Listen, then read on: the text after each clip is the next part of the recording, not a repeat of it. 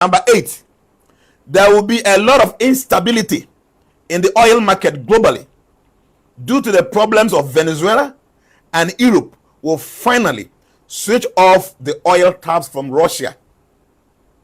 There will be a lot of instability in the oil market globally due to the problems of Venezuela, and Europe would finally switch off the oil taps. I can say we are saying you issue with oil. Why?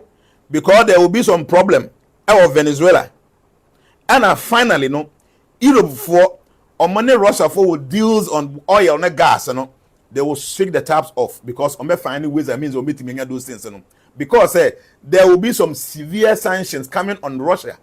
To be on Russia, Edigano. Obenya secondly, tariffs against you. Because of that, Europe will try to end any deal be on money Russia what about gas and oil. Venezuela, according to forecast, before I said the see, I have written everything down. Venezuela oil, and also soon about the whole world, and because of the problem, there is going to be serious instability in the oil market globally due to problems like Venezuela and Europe. They finally switch off the taps on money Russia for a.